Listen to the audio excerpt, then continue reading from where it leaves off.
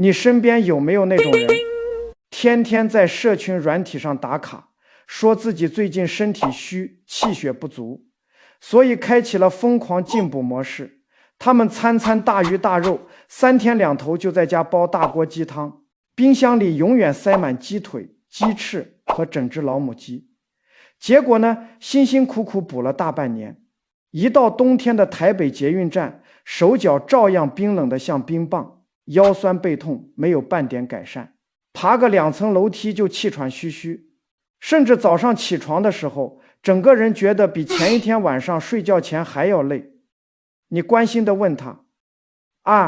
既然越补越累，为什么还要天天喝鸡汤？他一定会用那种理所当然的眼神看着你，说鸡肉多有营养啊，身体虚弱当然要多补，年纪大了更不能亏待自己啊。这句话听起来好像非常有道理，甚至充满爱意，但在我看来，这简直就是慢性自杀。因为你身体出现的所有问题，往往就出在多补这2个字上。你以为天天喝浓鸡汤就能把身体缺失的阳气给补回来吗？你真的相信那些名贵的人参、海参和花椒能拯救你一天比一天沉重、一天比一天昏沉的身体吗？为什么有的人天天吃肉，精神却越来越差，甚至连胃口都彻底垮掉？今天这支影片，我要用最犀利、最敢说真话的专业视角，彻底撕碎那些让你越补越虚的养生谎言，并且公开一个中药行老板绝对不舍得告诉你的，每天只需要花铜板价就能拯救全身气血的养阳秘诀。老友相聚，健康传递，欢迎来到健康老友记。如果你也喜欢用最接地气、最不装腔作势的中西医视角来拆解身边的日常饮食，现在就动动手指订阅我们的频道，开启小铃铛，让我们一起清醒养生。在开始聊今天的主题之前，我必须要在这里跟所有信任我的老朋友们做一个非常严肃的郑重声明。从以前到现在，我绝对没有代言过任何养生产品，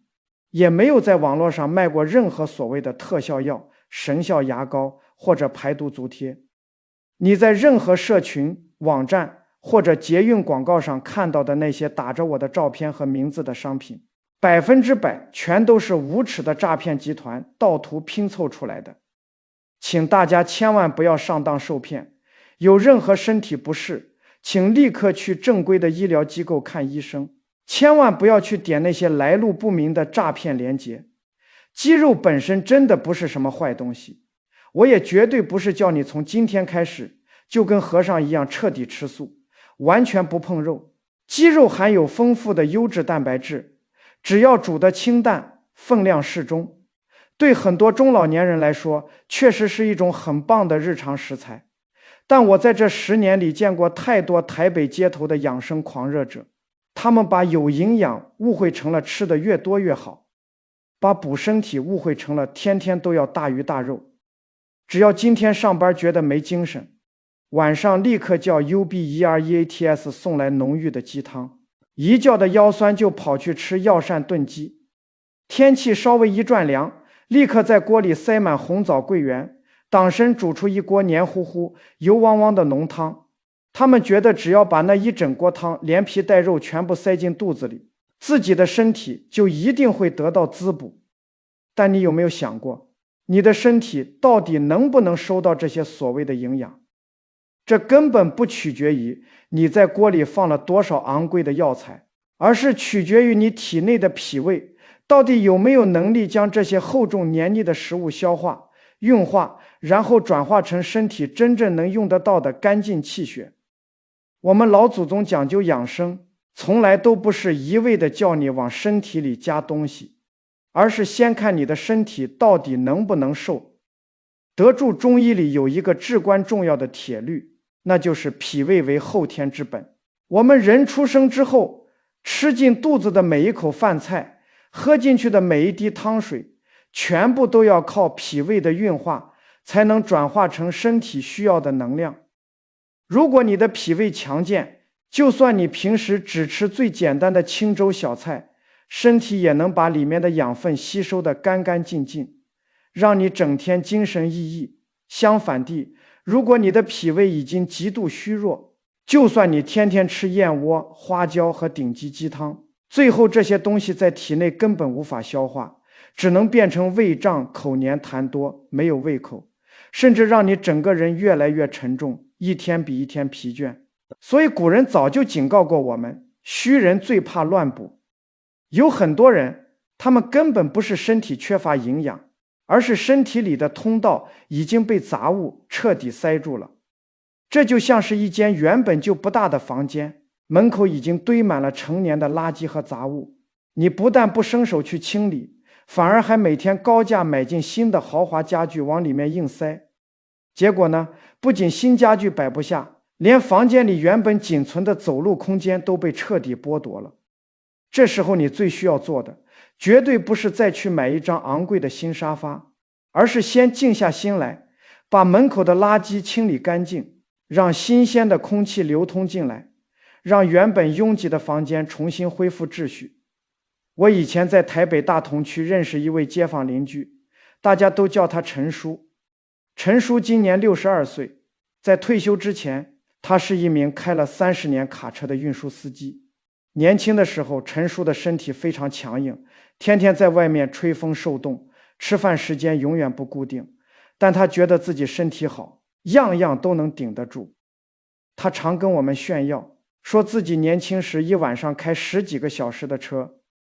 隔天早晨依然可以精神抖擞地去吃大肠包小肠。但是呢，自从陈叔退休之后，整个人却像突然散了架一样，每天早上起床手脚酸软，双脚沉重的像灌了铅，手掌和脚板整天冰凉，稍微在沙发上坐久一点，腰就酸痛的站不起来。晚上睡觉也总是翻来覆去，明明已经不需要熬夜开车了，精神却一天比一天差。他的太太看到他这样，心里自然非常担心。老一辈的台北人想法都很直接，身体虚弱了，那肯定是要大补特补啊。于是陈叔家里的餐桌开始变得无比奢华。星期一白切鸡，星期三花椒炖鸡，星期五党参北芪鸡汤，星期日再来一只油汪汪的酱油鸡，一整只鸡皮也舍不得去掉。太太说鸡皮最香，油脂里全是整只鸡的精华。陈叔喝不完的鸡汤，隔天还要用来拌饭吃，绝对不能浪费。刚开始的前2周，陈叔确实吃得很开心，觉得自己退休生活真幸福。有人天天这么无微不至的照顾他，甚至觉得自己的身体好像真的比以前暖了一点。但是到了第2个月，令人意想不到的问题开始接二连三的出现。陈叔早上起床开始变得完全没有胃口，肚子里总是像塞了一块石头一样顶得难受，每次吃完饭他就开始不停地打嗝，嘴巴里总是黏黏腻腻的。到了下午，他更是困得睁不开眼，在沙发上一坐就是1-2个小时。晚上虽然很早就躺在床上了，但整夜翻来覆去，胃里总有一团气堵在那里，根本无法安稳入睡。最奇怪的是，他明明吃的比以前好上100倍，精神状态却每况愈下。他开始觉得额头胀痛，头脑昏沉，走路时双腿像灌了沙子一样沉重，连下楼和老朋友喝杯下午茶都提不起劲。他的太太看到陈叔精神没变好，以为是补的还不够深，急忙说要再去迪化街买更贵的老母鸡，还要加上各种顶级药材。陈叔自己也半信半疑，心想人老了大概就是得靠这样慢慢补，补2个月没效果，那就补半年。直到有一天，陈叔在双联市场撞见了我，他一看到我就像抓住了救命稻草一样，拉着我的手说：飞哥，你帮我看看，我最近到底是怎么了？我天天都有鸡汤喝，为什么身体反而越来越虚？整天无精打采的。我没有立刻回答他的问题，而是先仔细观察了他的气色。我发现他面色晦暗，舌苔厚腻，于是我问了他几个关键的问题。陈叔，你最近早上起床排便顺不顺畅？嘴巴里有没有口臭或者觉得黏腻？吃完饭之后肚子会胀多久？晚上睡觉会不会觉得手心发热、心烦意乱？或者夜里经常莫名其妙醒来？陈叔听完一愣，连连点头，说每一个症状都一字不差地对上了。我听完之后叹了一口气，跟他说，陈叔，你现在最急迫的任务绝对不是再去炖一只老母鸡，而是立刻让你的脾胃彻底休息。你以为的虚弱，有一部分确实是因为年纪大了，活动量减少，导致身体代谢慢了，但更大的一部分是你每天塞进去的食物太油、太腻、太重了，你的身体根本运化不开这些厚重的脂肪和蛋白质，管道已经彻底堵塞了。你每天还拼命往里塞鸡汤，车子怎么可能不抛锚？陈叔听完脸上有些不服气，说鸡肉这么有营养，怎么可能把身体吃坏？我笑着跟他说，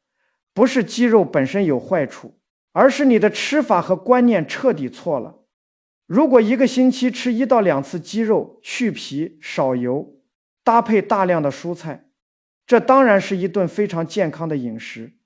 但你现在是餐餐都抱着进补的执念去吃，鸡汤煲得像牛奶一样浓，鸡皮和鸡油一滴都舍不得扔，再加上你退休后天天坐着，不晒太阳也不走路，你那本来就在退化的脾胃，怎么可能承受得住这么高浓度的脂肪轰炸？我当时给陈叔开了3个完全不花钱的处方，叫他回去立刻执行。第一，把餐桌上的鸡肉减少到1星期最多1到2餐，而且炖鸡汤的时候必须把表面的那一层鸡油全部撇掉，绝对不能再把浓稠的鸡汤当水喝。第二，每天吃完晚饭后立刻穿上运动鞋，下楼去附近的公园慢走20分钟，不需要走得很快，也不需要走到气喘吁吁，最关键的是要让身体在饭后动起来，帮助胃部蠕动。第三，晚饭一定要尽量清淡，多吃当季的蔬菜和瓜类，给你的肠胃在夜间留出足够的休息时间。至于他一直很介意的手脚冰冷和精神不济，我没有叫他去买昂贵的红参或冬虫夏草，而是让他去菜市场买一种最普通，一把只要几十块台币的家常蔬菜，那就是韭菜。陈叔一听就笑了，说，飞哥，你别开玩笑了，韭菜这种东西不是包水饺或者吃韭菜盒子时才用的配料吗？这么便宜又普通的东西，怎么可能帮我补充阳气？我跟他说，陈叔，你记住了，在这个世界上，真正有用的养生智慧往往最接地气，最便宜。老一辈的人为什么把韭菜称为起阳草？绝对不是因为你吃了一顿韭菜就能立刻脱胎换骨，更不是说任何人吃了它都会立刻大补，而是因为在传统食养的逻辑里，韭菜的性质偏温，而且带有一股独特的辛香之气。这种辛香的味道能够帮助那些体内寒湿凝滞、脾胃被油腻食物堵塞的人，把他们沉闷的胃口和身体里停滞的气机轻轻地带动起来。特别是对于很多中老年人来说，他们身体之所以疲倦，根本不是缺乏营养，而是因为吃得太油，动得太少，导致整个人像在寒冬里被冻住了一样。这时候适量吃一点性质温和而不会口干、香气浓郁而能促进循环的日常食物，往往比你硬灌下一大碗油腻的鸡汤要来得舒服太多太多。这个时间你一般在做什么？现在你那里几点？在哪个城市？在评论区写下你那里的时间和地名。我想看看这个点还没睡或已经醒了的你都在世界的哪个角落，有多少个不同地方的人在同一秒刷到这条视频。写完之后我们继续往下看，因为接下来的内容关系到你该如何安全正确地对待这盆老祖宗留下的草本植物。不过我当时也跟陈叔讲得非常明白，韭菜绝对不是什么包治百病的仙药，更不是每个人都适合吃的。陈叔当时没有喉咙痛，没有口舌生疮，也没有眼睛红肿发热，它主要的表现是怕冷、胃口差，吃完饭容易肚子胀、精神昏沉。对于这种偏寒、偏停滞的体质，适量吃韭菜是非常适合的。但如果一个人本身就天天口干舌燥、口苦，严重便秘、失眠多梦，稍微吃一点辛辣或炸物就立刻牙龈肿痛、喉咙发炎，那如果他还天天大口吃韭菜，只会觉得体内像有一把火在烧，让燥热的症状更加严重。我们养生最忌讳的就是听说某一样东西好，就立刻全家人不分体质的天天吃、顿顿吃，对症才叫养生。懂得辨别自己的体质才叫真正的智慧。听了我的建议之后，陈叔回去开始照做。他的太太一开始心里还有点不高兴，觉得我叫陈叔少吃鸡肉，是不是在嫌弃他饭煮得不好，或者是在质疑他照顾老公的心意。我耐心地跟他解释，绝对不是不让陈叔吃肉，而是不希望我们把一份沉甸甸的爱最后慢慢变成了陈叔身体无法承受的沉重负担。中老年人常常有一种执念，觉得汤熬得越浓稠，油脂越多，就代表越滋补。餐桌上的肉类堆得像山一样高，才代表对家人的爱。但其实真正的健康照顾是让对方吃完饭后觉得身体无比轻松，晚上能安稳地睡个好觉，隔天早上起床时觉得神清气爽，而不是让对方吃完饭后胃部顶着沉重的脂肪难受一整晚。在执行的第1个星期里，陈叔其实没有感觉到什么惊人的变化，唯一的改变就是吃完晚饭后，肚子好像没有以前那么胀了。到了第2个星期，他开始坚持每天晚饭后下楼慢走，晚饭的油腻感也彻底消失了。星期3的中午，太太帮他做了一盘少油的韭菜炒蛋，星期6的中午则用少许韭菜切碎，搭配一点点瘦肉煮了一碗清汤，分量真的都不多，每一次就是一小碟，绝对没有像以前那样当饭吃。大约1个月之后，陈叔在双连捷运站附近的茶楼撞见了我，他还没坐下，就兴奋地拉着我说：“飞哥，真是太神奇了！我最近早上起床居然开始有胃口想吃早餐了，嘴巴里那种黏黏甜甜的感觉消失了。最重要的是，我觉得现在走路时身体轻盈了好多。”我笑着跟他说：“陈叔，你千万不要把所有的功劳都归结在韭菜身上。真正拯救你身体的是你把过去的整套生活方式彻底改变了，你的油脂摄入减少了，脾胃不用天天超负荷运转，自然就不觉得累了。你每天坚持步行，体内的气血开始活络起来，你晚上吃的清淡，肠胃在夜间得到了充分的休息，再加上1星期有1到2次适量的韭菜，顺应了你偏寒偏堵塞的体质，起到了轻轻推动的作用。把这所有的细节加在一起，才叫真正的身体调理。人到中年之后，最容易犯的一个致命错误，就是身体一出现问题，马上就急切地问：“飞哥，我吃什么最好？”其实你最应该先问问自己的是：我现在的身体真正缺少的到底是一块肉、一碗汤，还是一副吃得下、消化得了、走得动、睡得稳的健康躯壳？很多中老年朋友鸡肉真的吃得不少，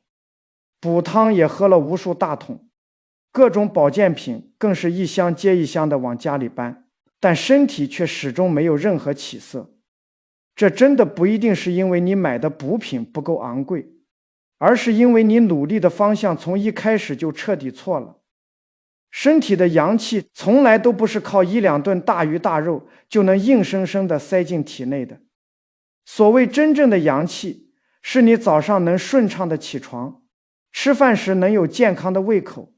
走路时双腿有力量，吃进去的食物能顺利消化，晚上躺在床上能一觉到天亮。是你的身体里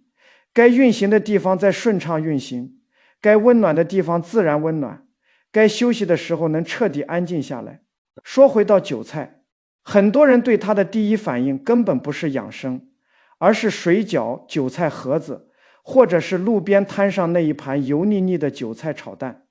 在绝大多数台北人的眼里，韭菜只是一种味道很重，吃完容易有口臭的普通蔬菜，怎么可能跟珍贵的阳气扯上关系？但你听我讲，我们老一辈的人认识食物，跟我们现在天天盯着卡路里、蛋白质和维他命的逻辑是完全不同的。古人看一样食物，除了看它能不能填饱肚子之外，更会仔细观察它是偏寒性还是偏温性，它的味道是辛辣、甘甜、酸涩、苦涩还是咸味儿。吃进肚子之后，它让我们的身体变得温暖散开，还是让身体沉重收缩？韭菜最独特的地方就在于它那股极具侵略性的辛香味。你还没下锅，光是在砧板上切开它的时候，那股辛香味道就已经直冲鼻腔。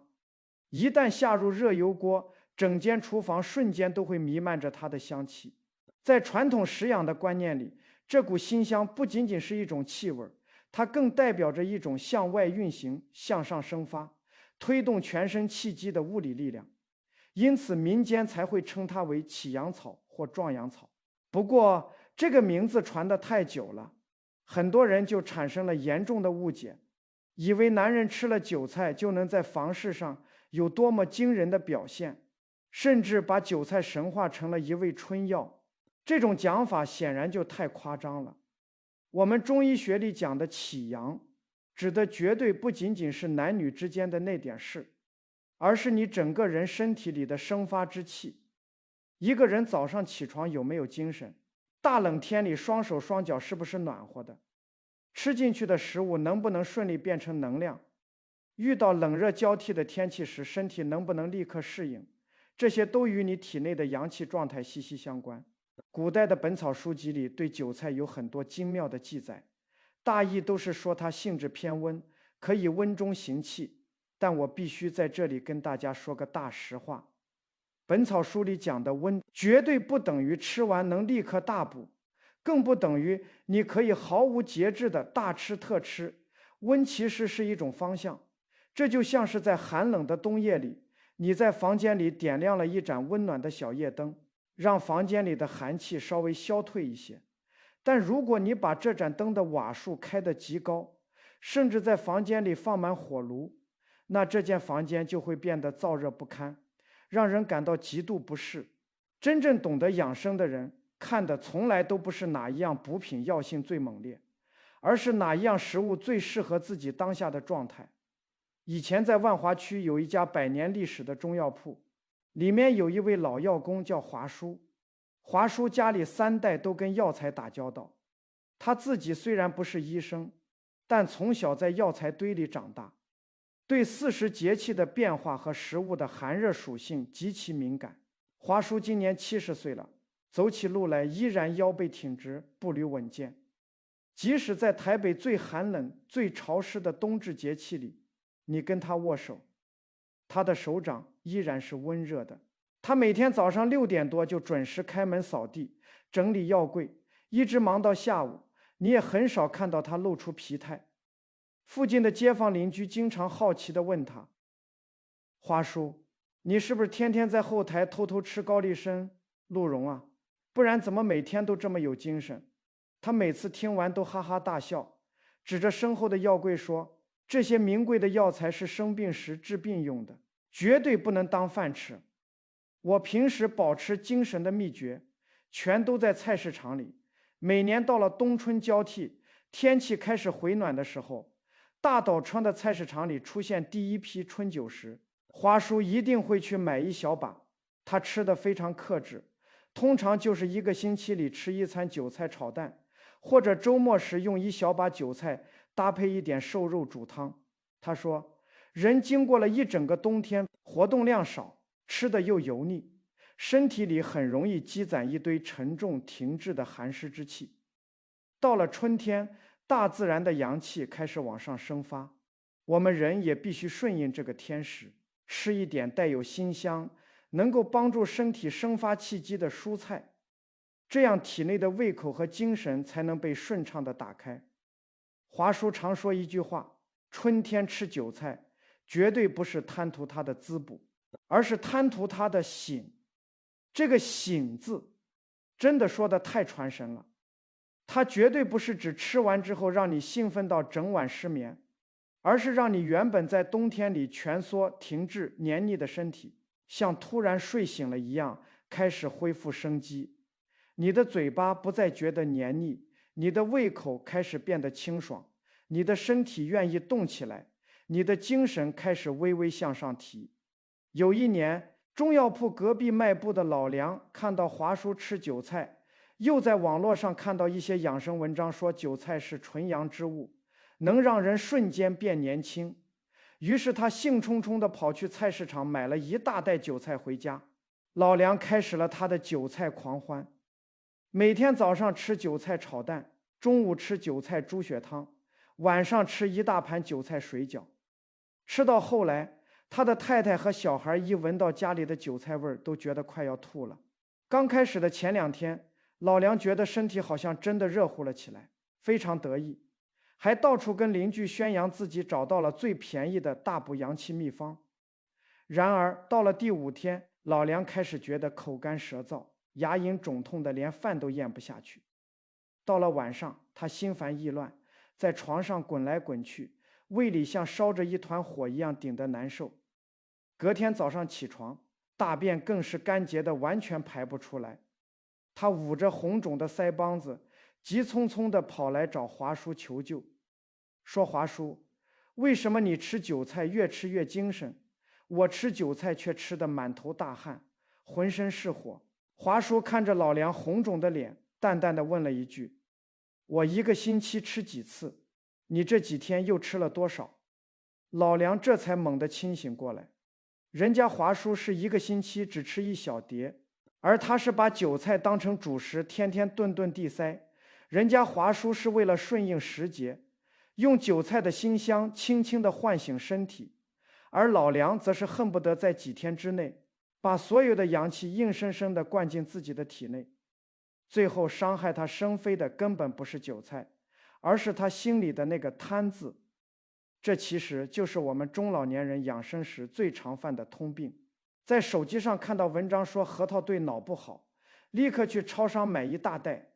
天天像吃零食一样大口吞。听说红枣可以补血，煲汤时恨不得抓2大把塞进去。听说生姜可以驱寒，于是早上喝姜茶，晚上泡姜水。现在听到我说韭菜可以温阳，恨不得连续吃足1个星期。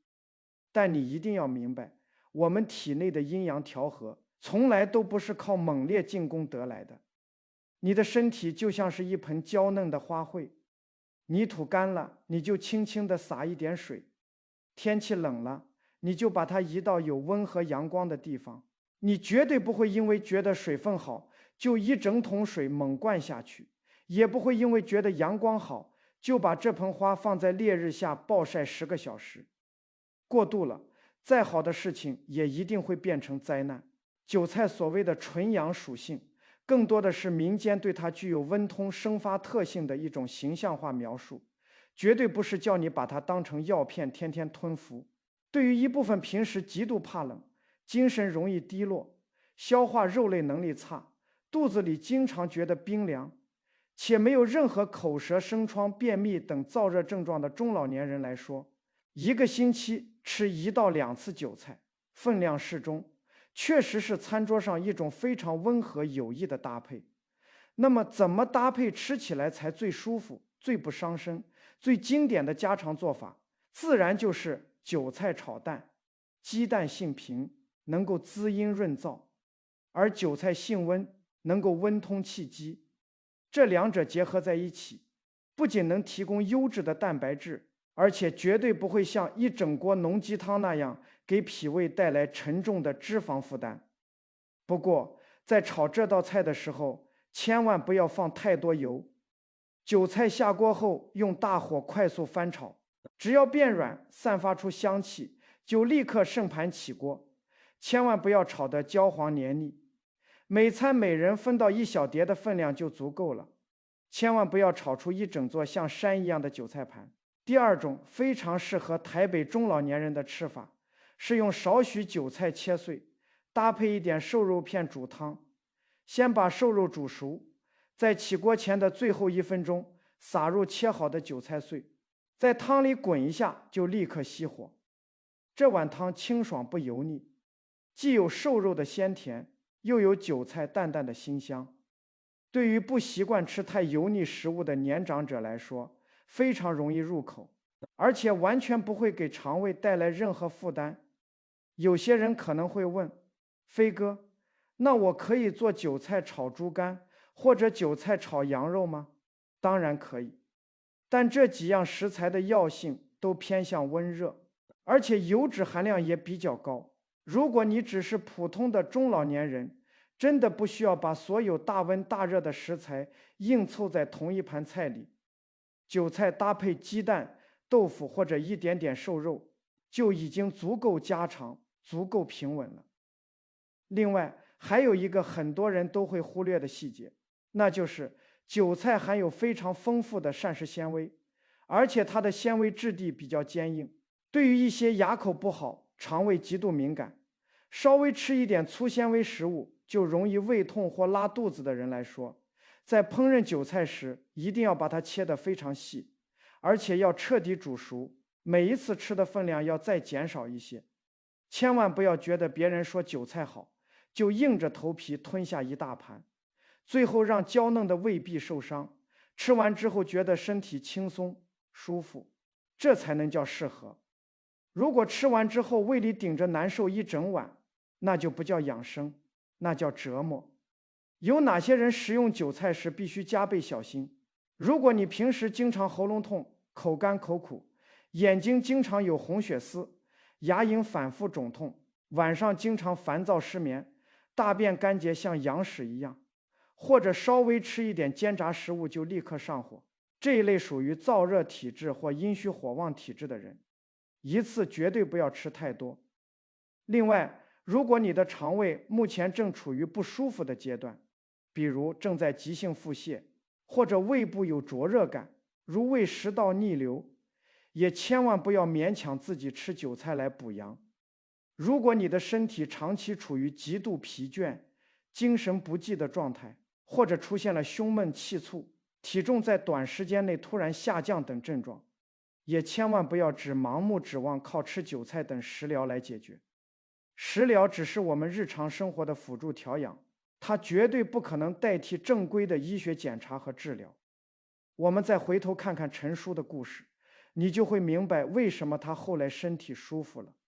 这根本不是因为韭菜是什么神奇的仙药，而是因为他终于把过去不断给身体塞东西的恶性循环停了下来，顺应了身体原有的运行规律。他的肌肉分量减少了，体内的油脂和湿气清除了，他每天开始散步，体内的气血运转起来了，他的晚饭变得清淡，肠胃得到了充分的休息。在这个基础上，1个星期适量吃1到2次韭菜，顺应了他原本偏寒偏停滞的体质，轻轻地帮他的身体生发了一点阳气。把这所有的生活细节拼凑在一起，才叫真正的中医养生。所以我们今天影片的题目说，少吃鸡肉，多吃韭菜，1星期吃2次，让你阳气充沛1整年。这背后的核心逻辑，绝对不是叫你从此一辈子不碰鸡肉，也不是叫你把韭菜当成灵丹妙药天天吃，而是叫你戒掉过去那种盲目进补、油腻厚重的错误饮食习惯，转而拥抱一种有分寸、有节奏、顺应天时的健康生活方式。我们易经里最核心的宇宙智慧，从来都不是教人一味的追求强大和顶峰，而是教人理解阴阳的消长与平衡。太阳升到最高处，就一定会开始慢慢落山；月亮圆到了最满，就一定会开始慢慢出现缺口。世间万事万物一旦走到了极端，就一定会向相反的方向发展。我们调理身体也是完全一样的道理，寒凉过度了会伤害身体，温热过度了也一样会烧坏脏腑。吃得太少身体会虚，吃得太多肠胃又会堵塞，完全不动身体会衰退。过度操劳身体也同样会垮掉。我见过另外一位70岁左右的长辈，大家都叫他学博。学博年轻时做生意，身体底子本来很硬朗，但他退休之后，心里产生了对衰老的极大恐惧。他整天在网络上搜寻各种防衰老的秘方，听别人说吃什么好，就立刻花大钱买回家。他的冰箱里塞满了海参、羊肉、老鸡汤，柜子里更是堆满了各种名贵的药酒和丸剂。每天早上一起床，他水都还没喝一口，就先吞下一大把各种颜色的保健品。晚上吃完饭，还要雷打不动地喝上半杯药酒，说这样可以活血化瘀。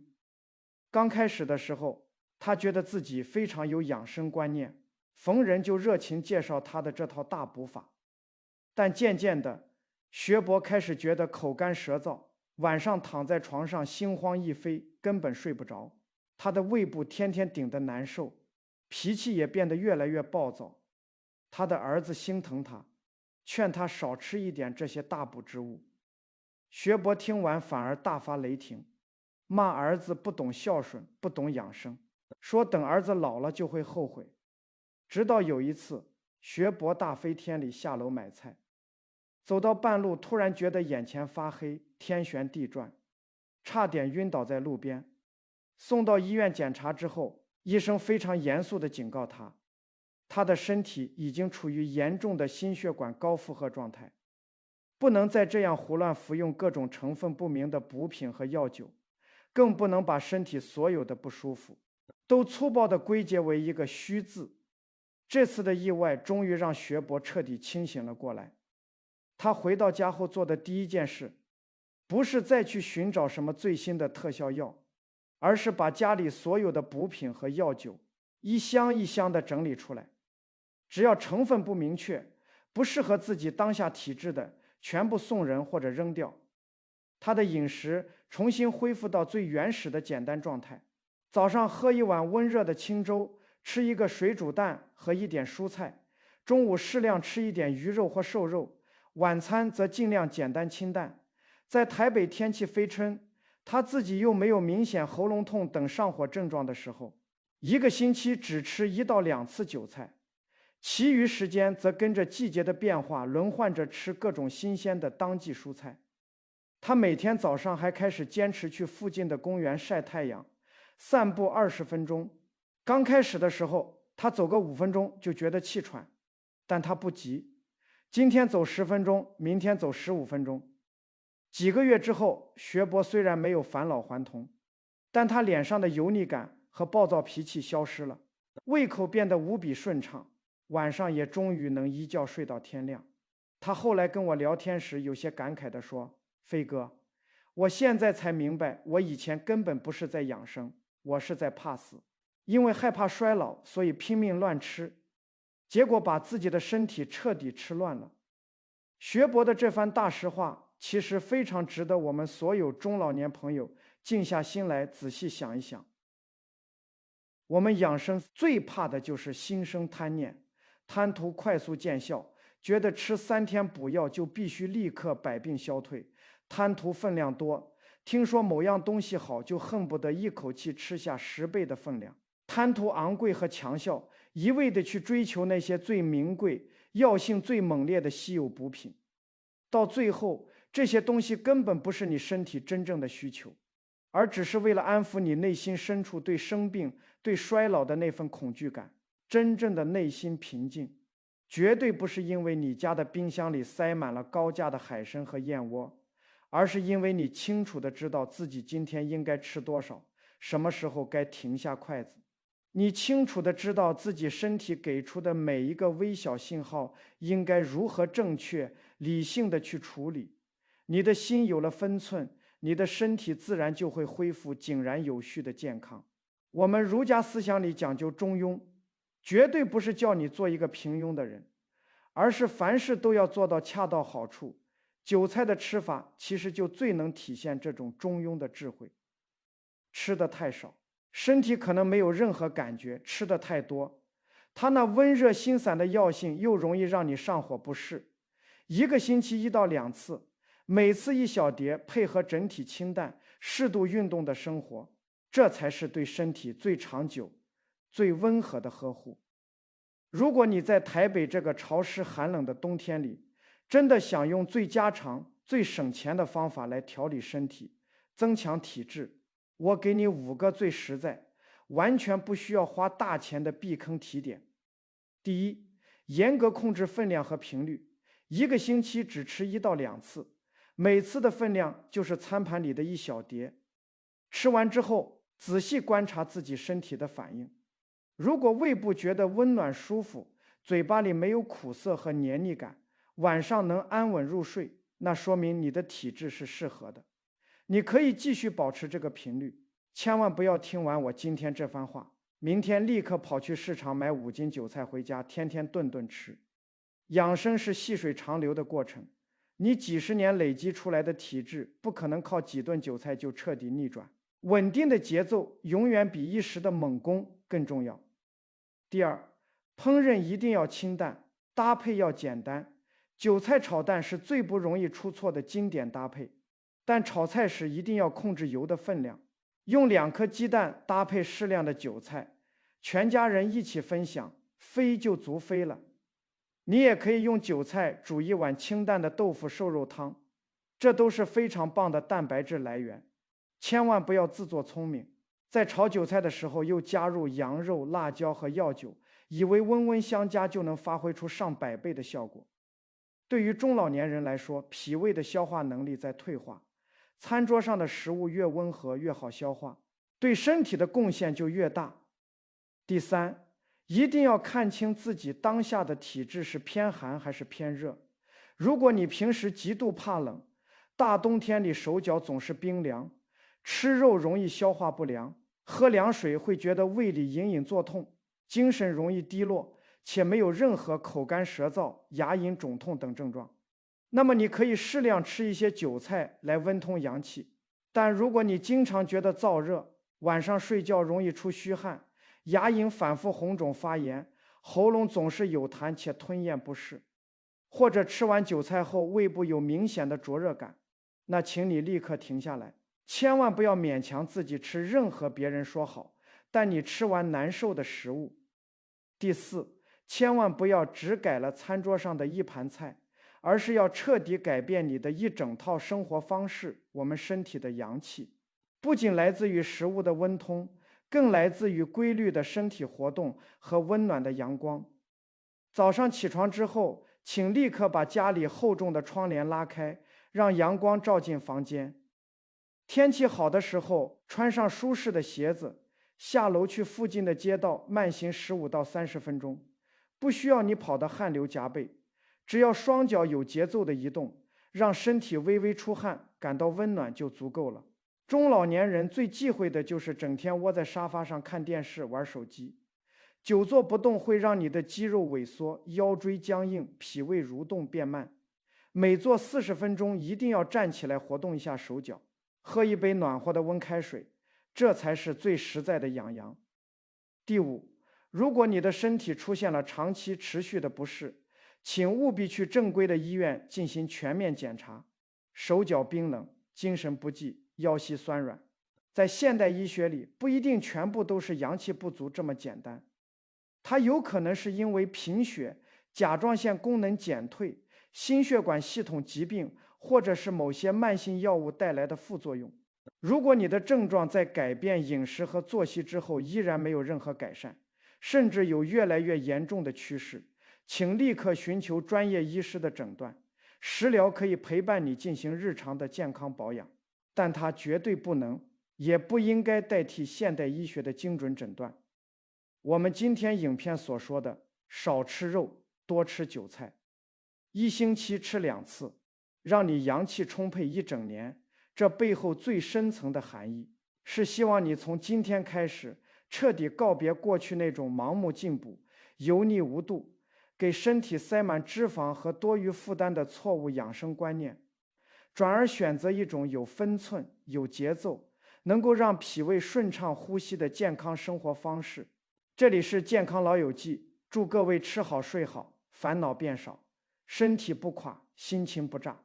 咱们下期接着唠。